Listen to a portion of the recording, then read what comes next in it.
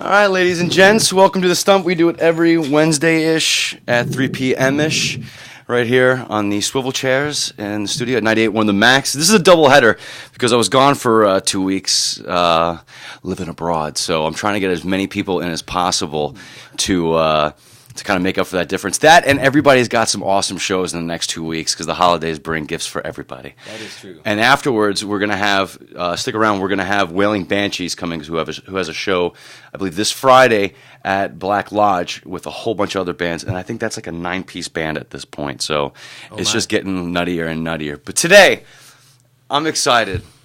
I'm really pumped to have you guys in here because I've been following you guys for a minute. You guys have been growing bigger and bigger and bigger, getting more diverse, and your sound is just adapting and changing. And you guys are working with some serious, cool people, and we're going to want to get into that. But everybody, Eric and Daniel from Spaceface. Yeah. Hello. Thank you for having us, for real. Absolutely. Absolutely. And all right, so I guess the first time I heard about you guys... Okay, the first time I saw you guys, I had been here for at least 24 hours, and I moved to Memphis. I just moved to Memphis, and I went to Urban Outfitters. Oh my God!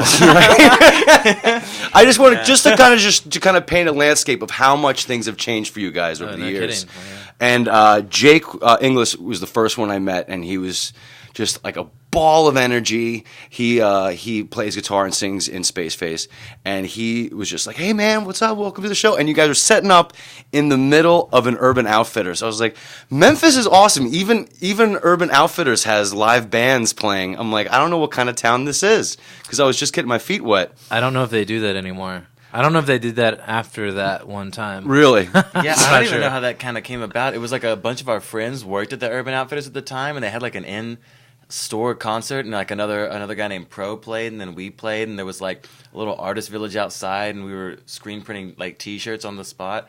Eric drew up this. It poured down rain that day too. I mean, it was so a monsoon, really. I don't remember that. Yeah. I remember that was the day taco versus pizza drawing. That's right, we were screen printing it on shirts on the spot too. That was the day that our practice space ceiling collapsed in on itself. Luckily, we were playing a show. Yeah. Have you ever had a practice space or a studio that occasionally floods? It's awesome. Yeah, actually, I kind of have. It's called. It was a basement. Yeah. It was a basement in Atlanta. Yeah. And like in the South, building anything in a basement is just kind of touch or go because like the ground is so fertile and so wet.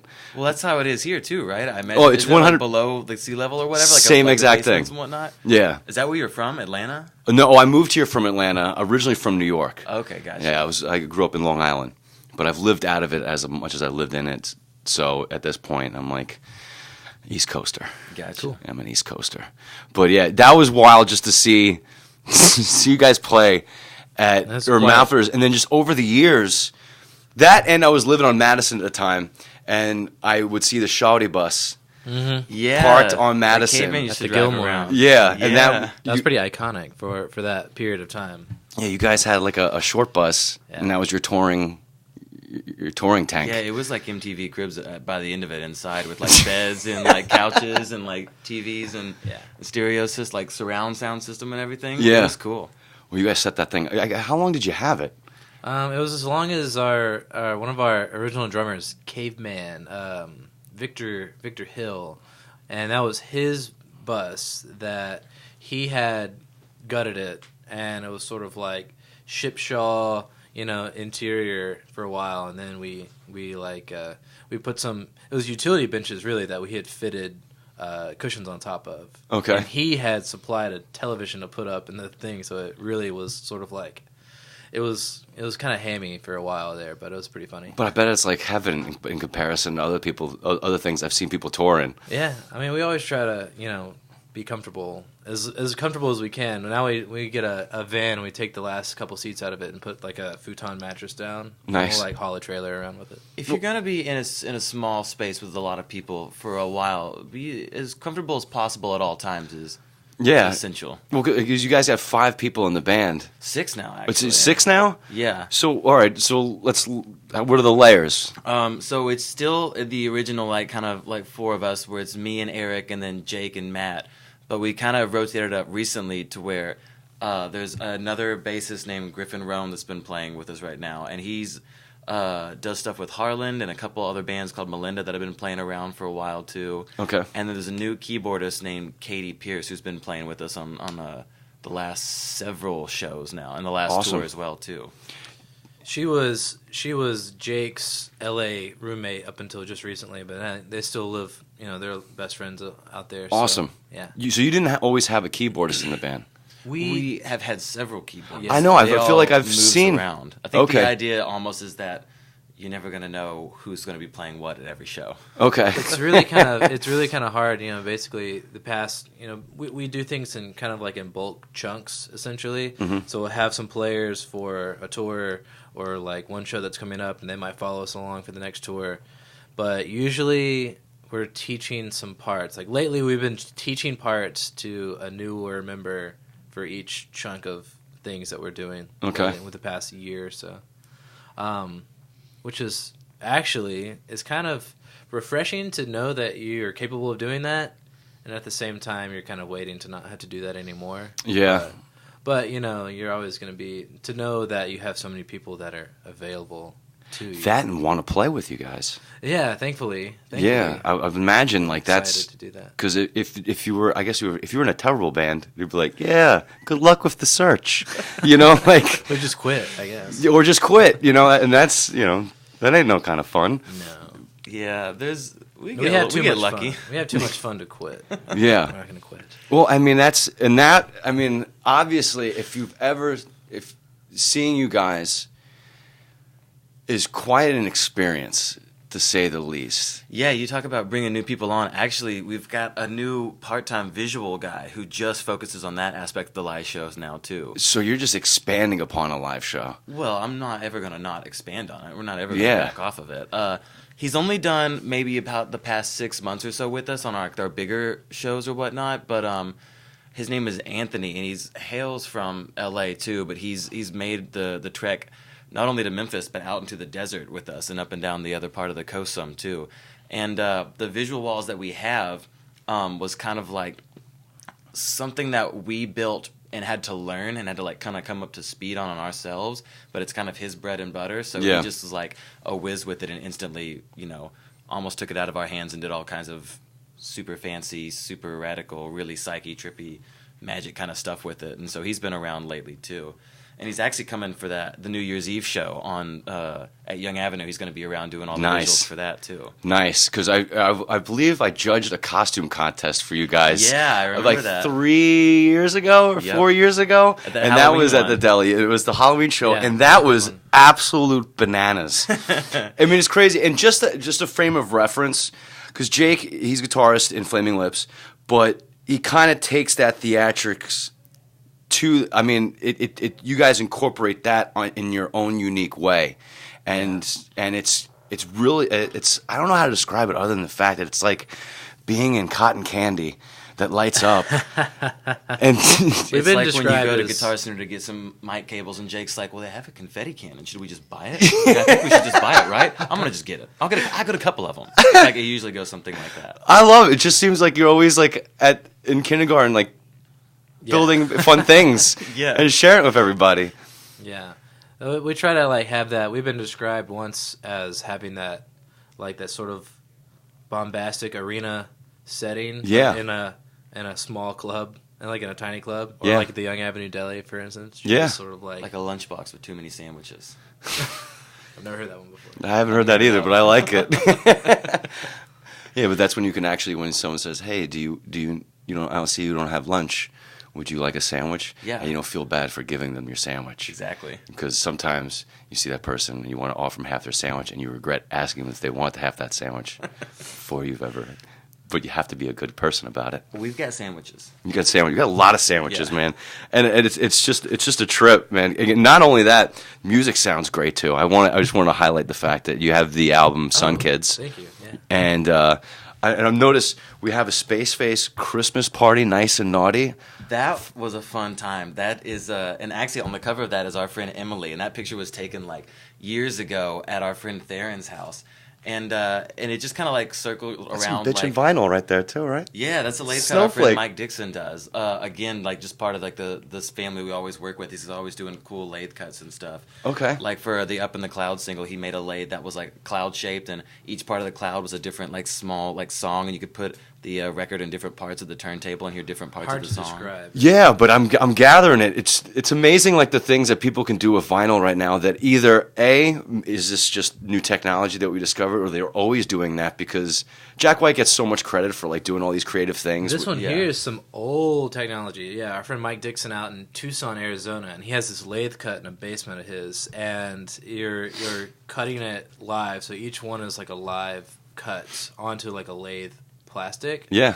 And because it's like a live thing, and basically he's taken like different shapes. So just give you like a triangle that has like the groove cut into it, or like with like we were talking A triangle vinyl? Yeah, like a triangle vinyl, and it doesn't play in a triangle, but it's like Yeah. the shape of a triangle or like a square. Or Okay. If just oblong shapes that just unconventional. He just has it's almost like trimmings, like plastic, like excess trimmings from like a lathe cut like that. Yeah. He's like, well, I could fit some grooves onto that, so I'll just like cut some grooves onto this here.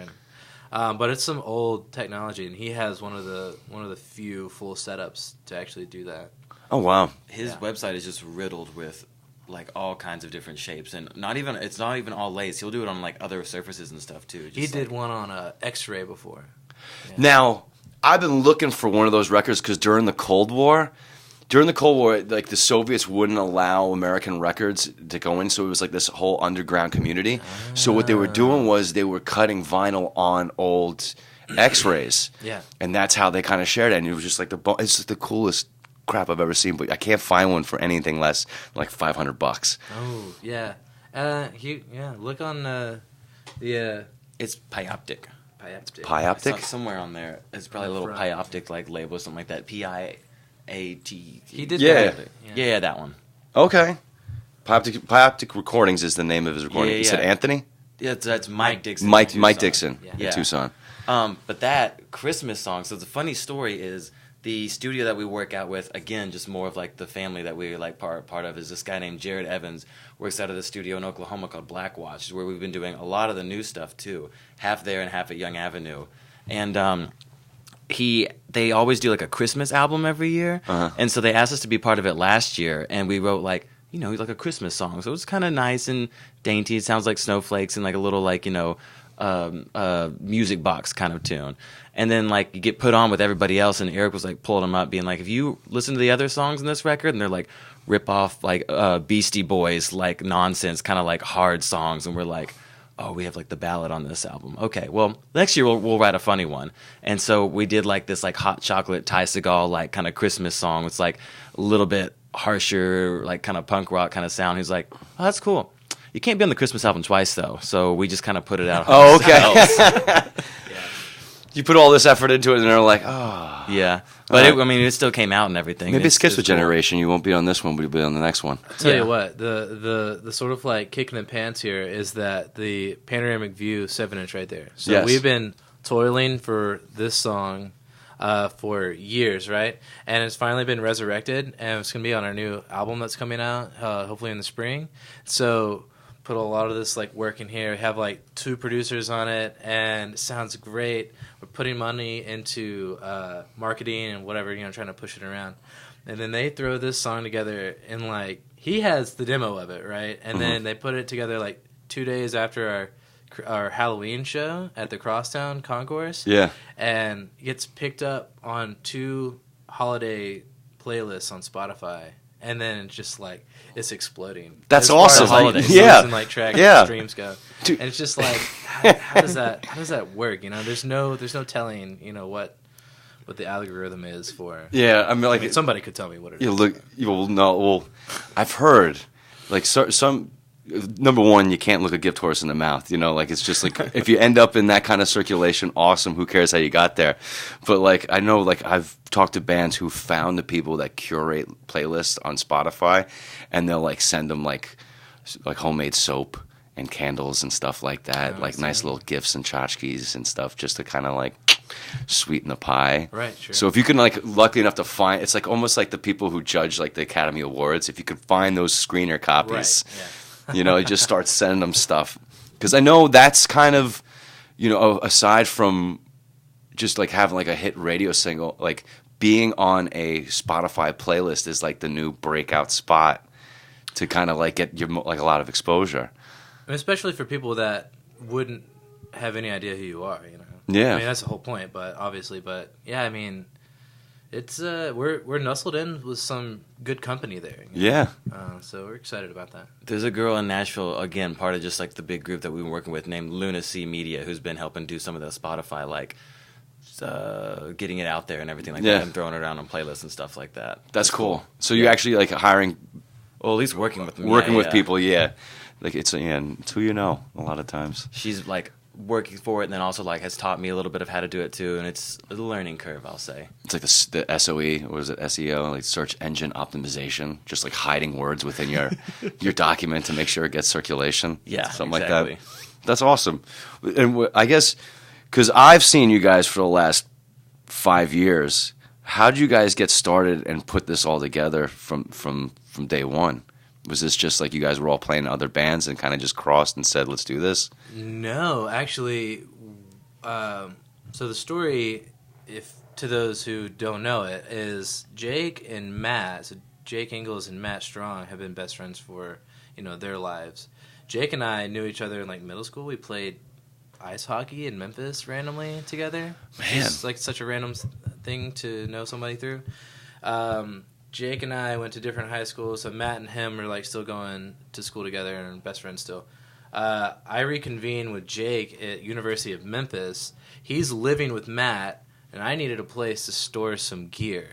So like within like kind of plugging into that friend group and like, oh well, let's play around, you know. And it's always sort of like begrudgingly like accept to jam with somebody, you know. I was like, I don't know, you don't really want to do that, take the time to do that, but we did. Like as like just like, hey, you want to jam together? You're like, man, just like starting from scratch, just like gonna play guitar and, you know, with somebody else playing guitar, and actually turned out to like play well together and like could like vibe off of each other.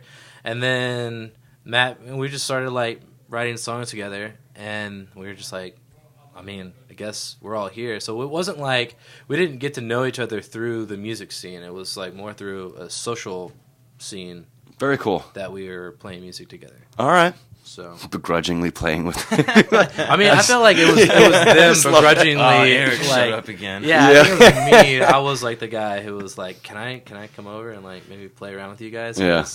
I had like a freshman apartment with I used to be in an old metal band, so it was like had like a big half stack Marshall cab. You know, I needed to put it somewhere. I always ask, like, asking to play with people was kind of like asking a girl out, because you're kind of just just like dragging your foot on the ground, like, hey, do you mind if you make if you're not doing anything? You know? It's a very vulnerable act. So yeah, and that's basically that was how the group started, and it was just sort of like prescription Adderall jams away, and then the old stuff was really thick and fast.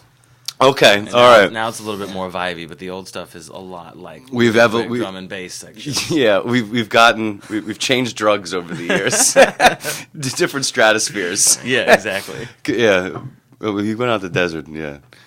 We have mushroom Changed kayaking trips and stuff like that.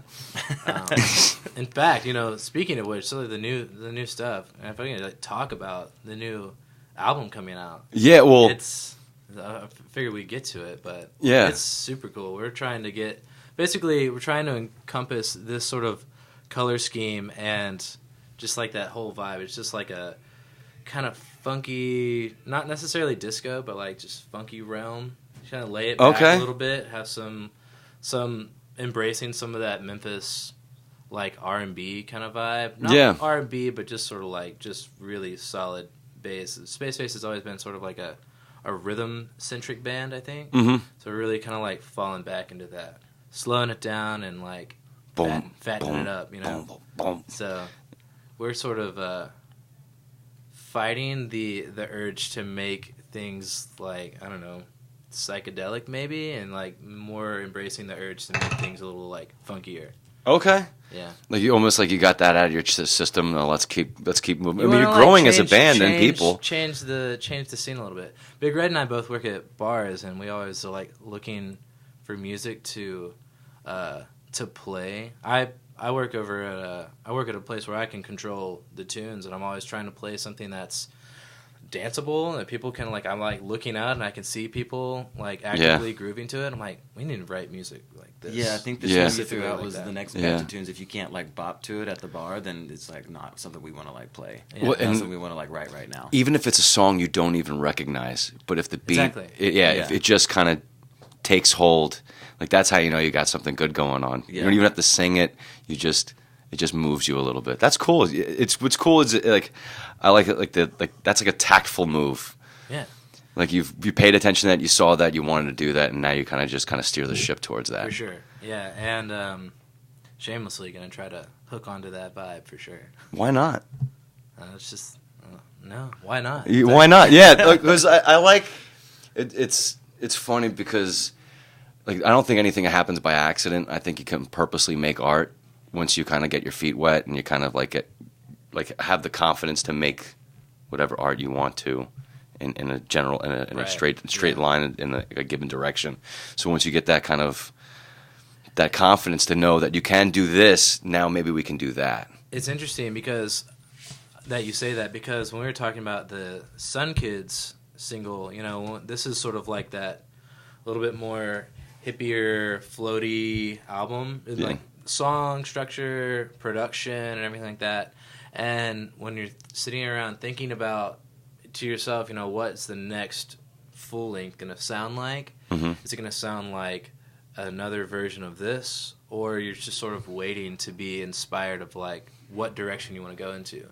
And I think, and it was actually with Daniel and I over at the Young Avenue Sounds studio. Yeah, and we sort of play in our own couple bands. We just like keep busy, you know, writing some old songs out, and again slowed an old song down with sort of inspiration of an old like Nina Simone Bee Gees cover that she does. Yeah. And so we took this like one of the first songs I'd ever wrote with this band and slowed it down. It ended up becoming the Panoramic View sound, and it was just sort of like that's how we discovered, I think, that that's the direction we're going to take this in. Very cool. Yeah. Did you record? Where'd you record Sun Kids? Sun Kids was recorded in Memphis, and some of it was like 3 or 4 of them were recorded at Ardent Studios, and then the rest of it was at this place that used to be out east called The Grove, but it's all with Calvin Lauber, who's like one of the main like Young Avenue sound engineers. Love Calvin. And then a lot of the stuff got reworked out at Black Watch in Oklahoma. Okay. So like kind of like a combination of those 3 places. Gotcha. Okay. Yeah. And then you were back in sound and you were playing around with stuff. Did you just go there to kind of record our some new? studio's there, so we so we'll use that for practice, and we're just storing the gear, and basically we just set up a computer and have some drum pads and stuff like that, and just starting to actually tinker on some songs rather than an entire band sitting around trying to figure out a part for this. And it's just like, you know, the few of us, and we'll send the songs to Matt, our bass player, or to Jake out in LA, and it's a lot less of everyone being in the same room all the time, and a lot more file sharing kind of work going on. Like the way that came out, the Panoramic View one, was like me and him and Griffin did like a version of the song, and just like, you know, one mic in the room, just like super lo-fi version for us to listen to practice.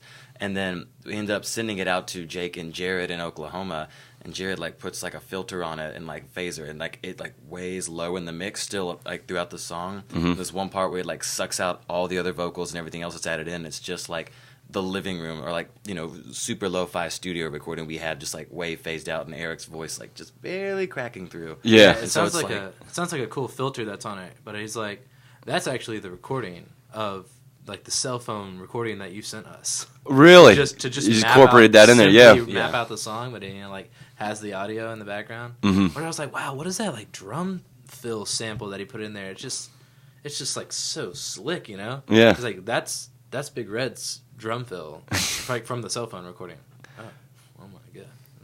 That's cool. Like little tricks and like little. Yeah. And one thing that what's cool with Sun Kids, that you guys were doing remixes of the songs too, And getting friends to do that. Yeah, That's and super fun. And that's kind of cool because even if this is just kind of like what you guys were doing at the time, you kind of got to play, like it kind of got to live a second life with other people after that. That's a good point. One of my favorites was the Timeshare, which our friends Wizard in Montreal did, and they did a really slick job of turning this sort of like kind of the sincere, heartfelt song into like this like funkadelic banger, you know? Yeah. So maybe that was sort of the inspiration of trying to like we need to like get some slap on this stuff. Yeah.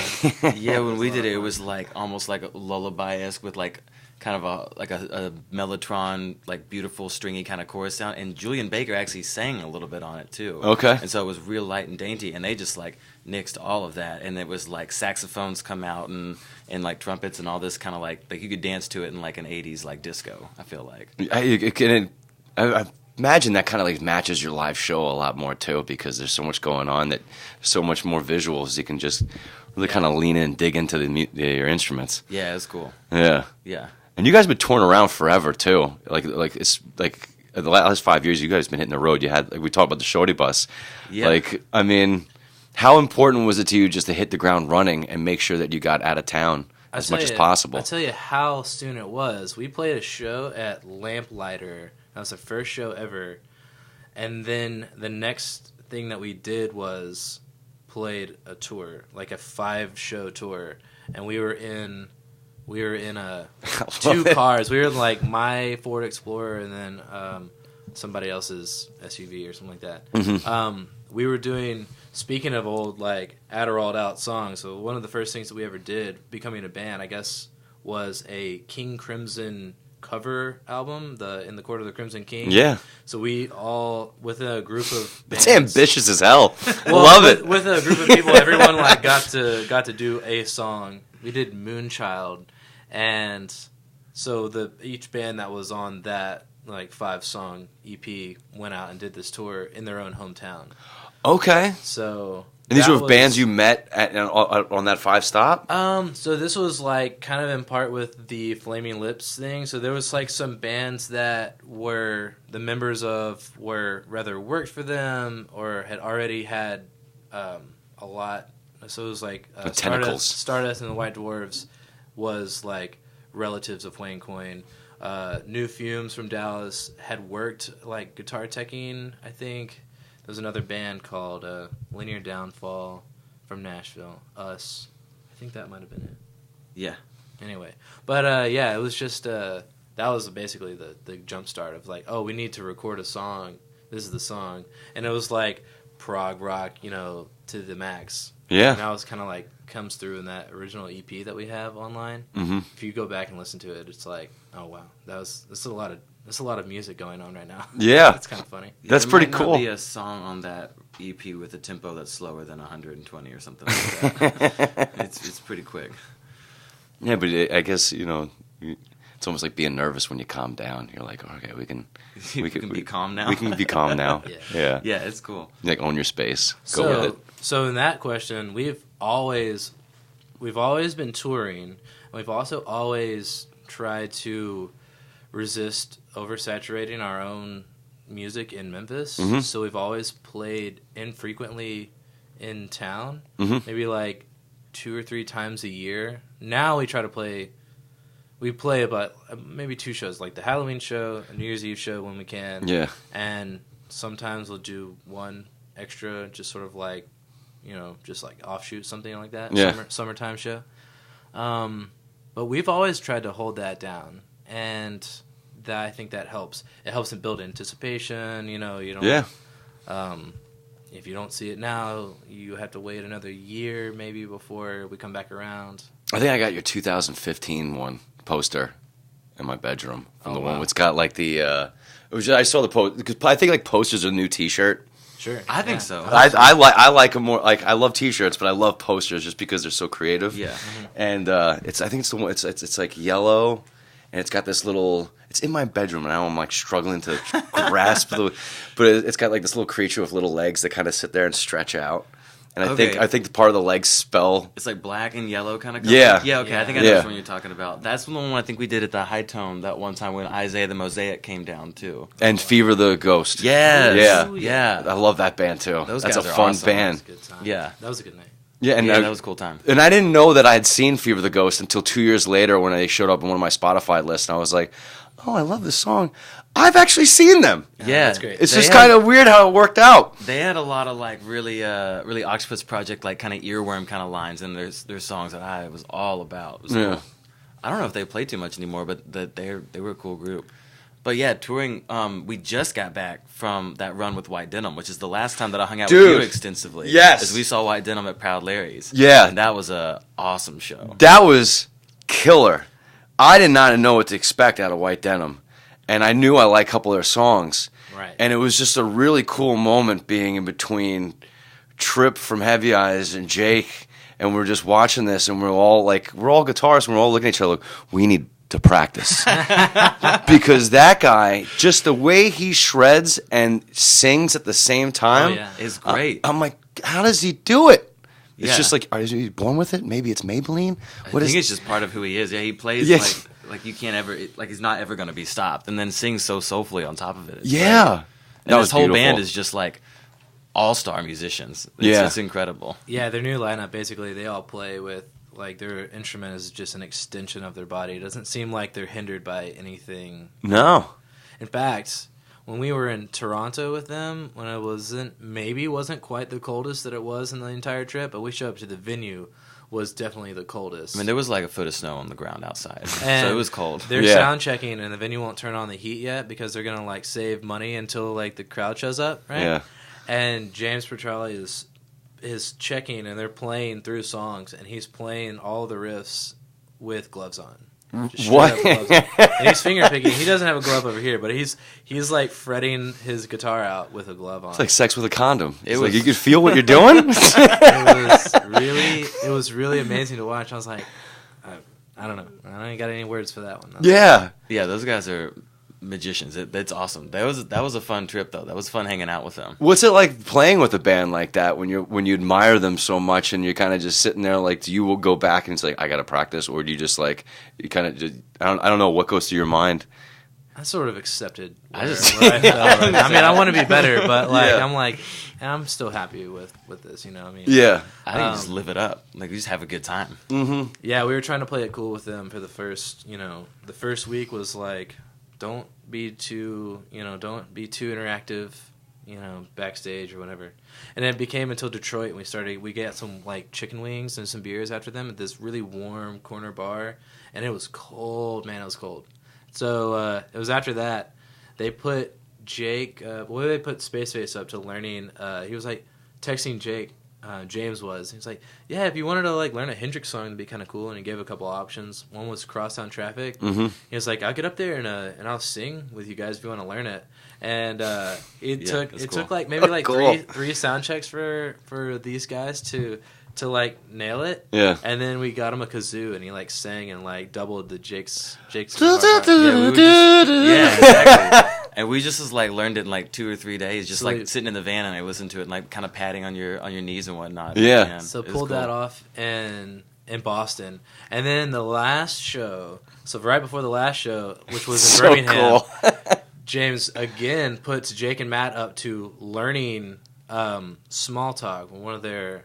Is that what? It's the first song off their second to last record, the one with New York Money on it. Not. It was Small Talk, right? Yeah, that's the name of the song. And he puts Jake and Matt up to learning the guitar part, so he could just take the microphone and get out into the crowd. And Nice. Ham it up. So we all come out and like sing like backup vocals on it. And so this is like the last show, and it was definitely the only time we had done it, but we hammed up an encore with them. And Jake and Matt just laid the guitar parts on there, and man, this is a good time. It's like living your best life kind of moment It was right cool, there. and it didn't even stop there. Katie, the keyboardist, who's like the other backup singer now, just like doesn't want to be left out of any of this at all. And she comes up and she goes, "Well, I can sing a song with you guys. You know, you sing a song with us. Let's sing a song with you guys." And they did Blondie the last night. They did Hang on the Telephone. Hang on the Telephone. Yeah. Yeah. Which is actually like an old Nerves song, which we are like kind of dorked out on like that first Nerves album. We're like even covering songs off that like before any of this happened. But yeah, it was a good time, and by the end we're all playing 3 songs together like on the last show and everything. Hanging on a telephone, I don't know why, but every time it plays, my shoulders just start moving. That's because it's forth. A bop. That's what that is. Yeah, it's a bop. Yeah. It's the one across the hall. Yeah, and those guys had like all the exact guitar tones for it and everything. Of course they did. It was a good time. That is awesome, dude. Yeah. All right, so you guys are playing New Year's Eve at Young and Avenue Deli. Yes. I think this is the 5th year in a row that you've done a New Year's show.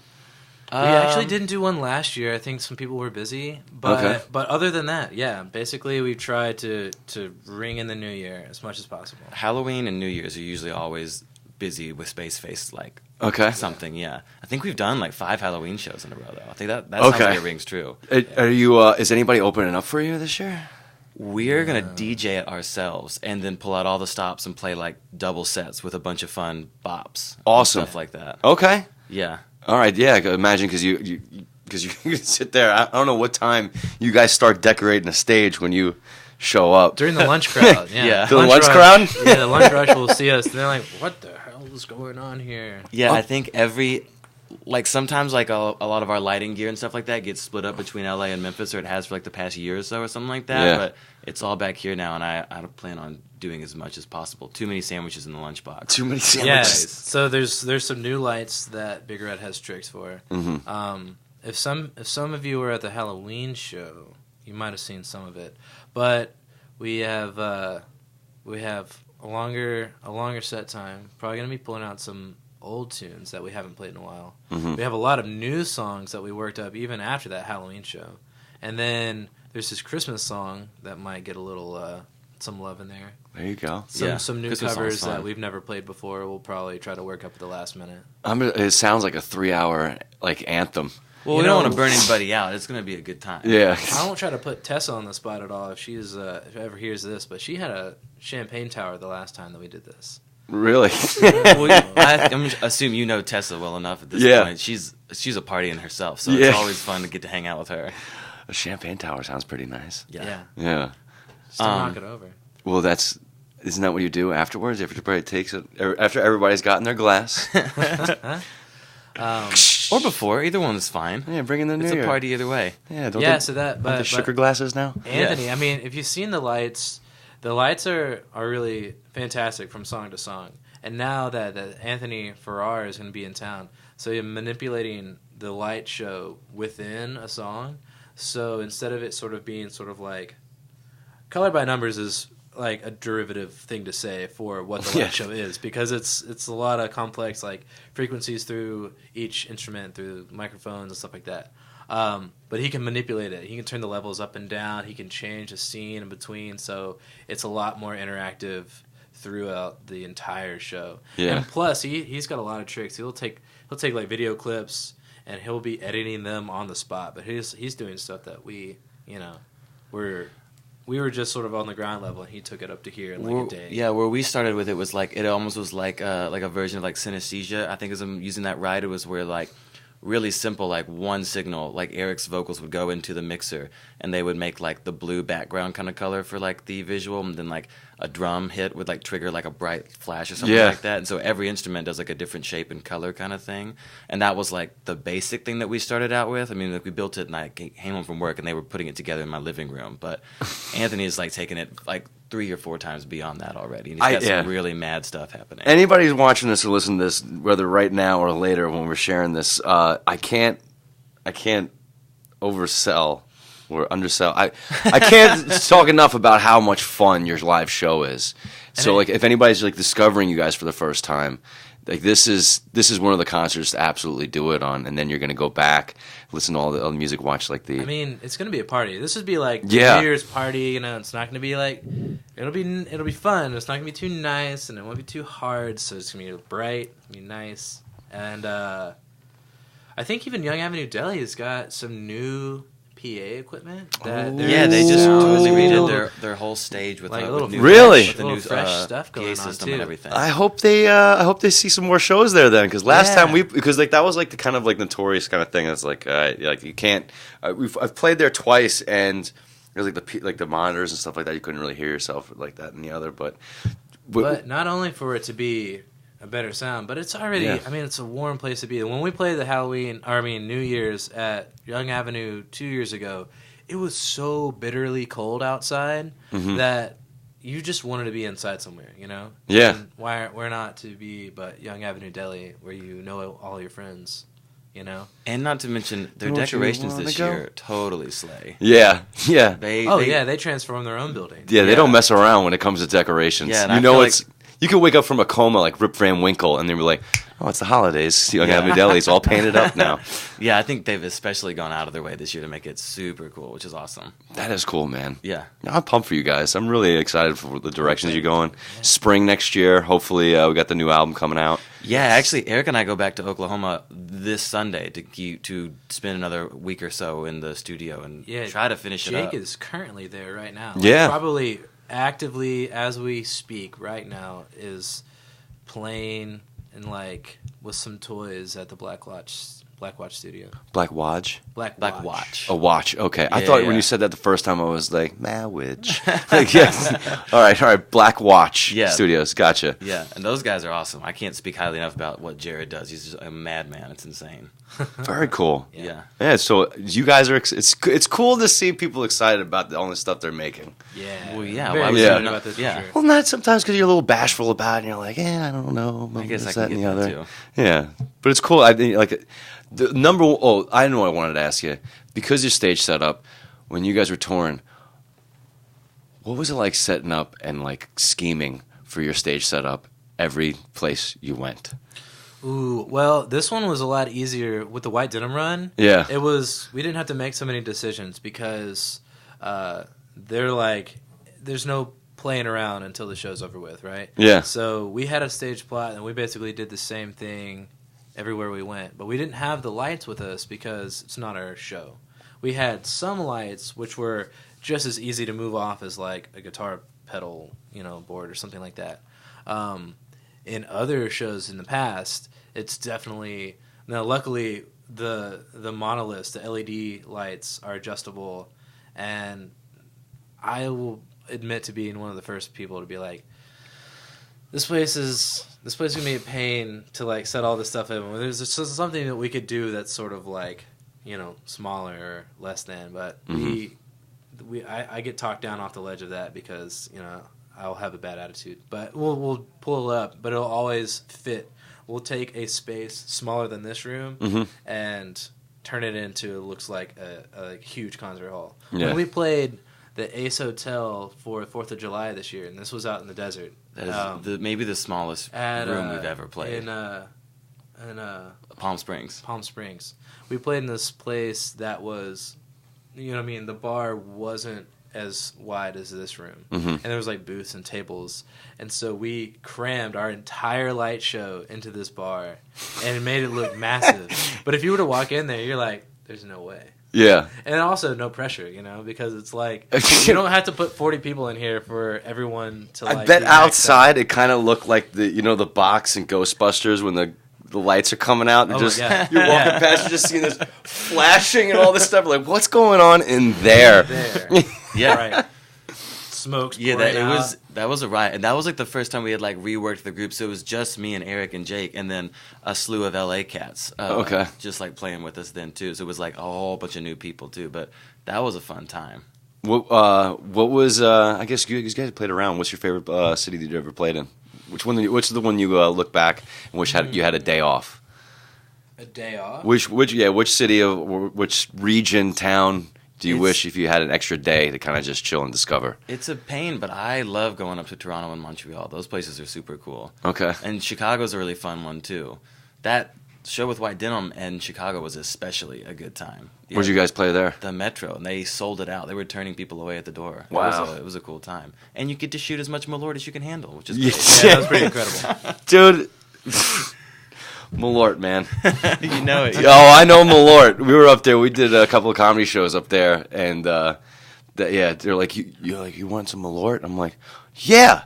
what's a Malort? And they're like, because I just knew it was a drink. And I'm like, yeah, hand it to me. Let me see what you got. One, like trying to run down the street and grab a bottle of it and be like, you guys want to like get this Malort? You guys want to do some Malort shots? Everyone else is like, no, of course not, Big Red, gross. And I'm like, I bought 6. I didn't know if you were trying to like take this home for yourself, but this dude for the entire tour that we were on with the White Denim cast, he had like an emergency 4-pack or 6-pack of beer and then like a bottle of Malort, and he never brought it out once. I guess he was trying as like souvenir at home or something like that. I got it all the way home. I didn't open it, but we did drink a lot of Malort in Chicago. Yeah, well, it's like just knowing it's an option. Yeah, it's just comforting. You're like, I could really burn it down if I really wanted to. Yeah, I mean, there's been plenty of times we've been on the road and had an emergency, case of $2 Chuck from Trader Joe's that lives in the truck or something like that. Mm-hmm. Just priorities. Yeah.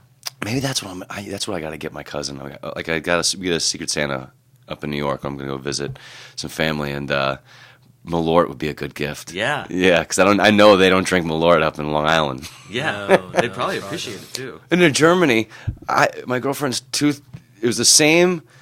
That's where you just got back from. I just got back from Germany. Yeah. She uses the same toothpaste her grandmother uses, and I used it when I was there, and it tastes just like Malort. I need to know that brand. I don't. Yeah, it looks like a little. It looks like acne medicine. Yeah, because it's like one of those metal tubes. Yeah, like, it's red and got a red thing. But like I was like, oh, it's got grit to it, and it just tastes nasty. But I tell you, it's just a sheen. It's like a hand balm or something. It's like orange hand cleaner. Yeah. from for your teeth. Or like a truck stop. I'm gonna bug you about that later. I will find out and I will share it with you. But I was just like that, like Malort. Yeah, it's a good time. But anyway, Chicago and Montreal and Toronto are always really good times. I keep hearing Montreal. I keep hearing Montreal is a place to go to. Like I haven't been there yet, but I just hear it's just a awesome place. We lucked out with there's a booking agency up there that really likes us, and they brought us up there a couple of times just for one-off festival dates and stuff like that, and it's a cool time. Awesome. Just make sure you always ride Uber because it gets harder to get in there with a little bit of a record. Yeah. I wouldn't know anything about that. I hear you. I just my friend of mine sells merch for bands and stuff like that, and they had to clear it all up to get into Canada is a tough one. I've heard crazy stories about Isaac Brock from Modest Mouse has to get off the tour bus in a separate car, and they'll buy him like local sportswear, like from whatever team is around there, and they'll like be as low key as possible, getting him across borders and stuff. Just wild. That is, yeah.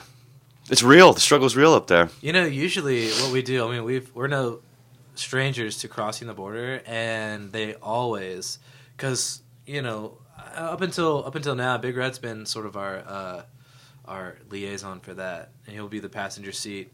But they'll still be like, all right, pull over there, routine. We're gonna look through the thing, and y'all go inside to the clerk or whatever, and you'll wait. Explain what your giant space lion costume is, and all these like boxes of nonsense, and and they're sex toys. I swear. Getting better, it's been hilarious. Getting better and better and like smoother with that, but it's possible. I don't know what happened, but with White Denim and with us, they didn't even ask us to pull over. We just went right on through. Nice. Yeah, I don't know if there was like a law change or something like that, but it was super smooth this time. Yeah, hats off to you for touring through Canada in the winter. By the way, it's not the first time either. Really? Yeah, we've driven straight from Memphis to Montreal in like the middle of February. It was February. God! It was February 2nd, actually. Yes. Literally, we drove into a blizzard. It was a pain in the ass. Oh, and the trailer fell apart, and Eric and I had to get up under a semi-truck on the side of the interstate and pull out our trailer. What was that thing called? Wheel well. This is a wheel, like a fender on the side of the trailer. Start learning. You're in trouble when you're learning how a car works as you're working on it. As you're pulling out chunks of your trailer from the brake lines in an 18-wheeler on the side of the road. Oh, that's rough. Yeah, misadventures for sure. Yeah, I feel like that. You do it once, so you don't have to do it again. You learn, right? So you didn't. It's like, or at least you can do it more efficiently later. That's better. That's you didn't have any idea that tire was going to blow up, did you? I'm like, no, of course not. Freak accident. Well, I mean, we were playing with a band called. They used to be Black Female Anatomy. Now they're called Black Magic Power Hour. They're like a psychedelic rock band, and they were just the vandalism alone on trailers. Just that people mess with your stuff and like I think someone like popped their tires and stuff, and then another time someone hit them, and then just a hit and run. Yeah, so like it's just getting there alone, but once you get there, the things you have to worry about when you know. That's what we were saying this last time. It's like touring. It feels like 90% of other things and like 10% playing music. It's like there's so many Like other a things. moving that you're company. having. Yeah, you're Yeah, vandalism. You know, one city that we were in, our trailer's a little dusty, and they drew a face on the side of our trailer, and we haven't wiped it off since. really. Yeah, we've been pretty lucky with not getting It's pretty devastating. vandalized. Earwax is good for that too. Yeah. Yeah. I'm just Experience. You put earwax on someone's thing and you wash it off and it stays there. Yeah, they got really scrub. No one really scrubs their car unless they. I mean, I don't know, but I don't know too many people who value their car that much that they really get in there. They just do the drive-through like Zips Car Wash or something like that. Yeah. It's like they're like battle scars. You let your car get a little dusty, and then it rains and it 100%. washes it all off. Yeah, and then the paint starts falling, just eating away. And you can tell stories about, well, that dent is where I, ran over a mailbox one time or something like that. Mm-hmm. Do tell. Yeah. I ran over a mailbox one time. What's it called? Yeah, we got another band. We're doing a doubleheader. We got Wailing Banshees coming in next, but New Year's Eve at Yonge and Avenue Deli. You got the new album hopefully coming out next spring. You guys are going OKC to work on it more. Wish you the best in 2020 and. Thank you, Rob. Yeah. Appreciate being on. Yeah, absolutely. Creatively speaking, you guys are running on all cylinders, so I'm excited to see where you guys go in the future. Yeah, me too. Yonge Avenue Deli. New Year's Eve. The Yeah. next year is already kind of lining up, at least for the first 6 months in the books. There's a couple other tours that we're going to be doing and everything, too. Awesome. Yeah. Yeah, no rest for the wicked. All right. Nope. Well, Eric, Daniel, Spaceface, see them at Yonge and Avenue Deli. Thanks for coming on. Thank you for having us. Absolutely. Get out of your hair. We're going to take a break for a second, and then we got Wailing Banshees coming in next. Great. Cool.